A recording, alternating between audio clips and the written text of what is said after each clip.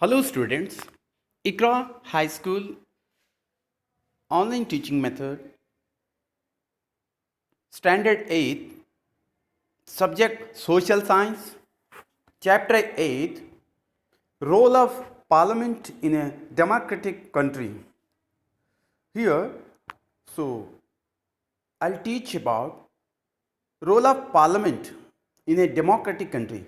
Dear students, so in this chapter, I would like to explain you in brief, detail also, so that you better understand. So, before explaining this chapter, so I'll take to you some past. We know that Muslim rulers came to India approximately 1000 AD. So, for that, the Delhi Sultanate, Khiljis, Lodhis, slave dynasty, these dynasties rule our country approximately 400 years.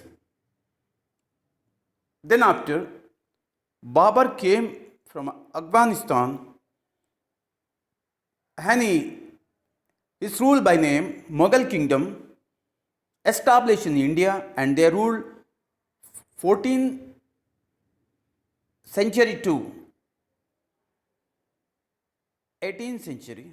Then Britishers came as traders and they rule our country gradually nearly 200 years. So this was our medieval and medieval past of our country. Then the kingdom, kings, the terminology king and kingdom, will came as end in 1947 as our India got freedom in the clutches in the hands of British. Then the monarchy type of government ended in our country. Nearly 3 years, our constitution process came and different activities, different methods adopted, and finally our constitution completed on January 26. So every year in memory of for that, so we celebrate Republic Day. So this was past. Next, now coming to present, here the topic is role of parliament in a democratic country. Dear students, first of all, what is democratic? What is democracy? Democracy. Again, here, second term, monarchy.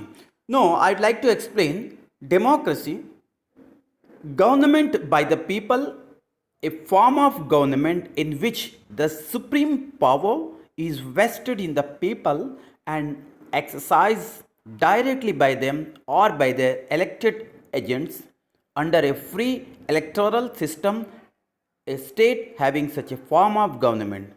Okay, so this is the definition of democracy. Again, it ensures proper functioning of the government since it is the people who elect them, and therefore this makes them more accountable. Dear students, we know that as our country, so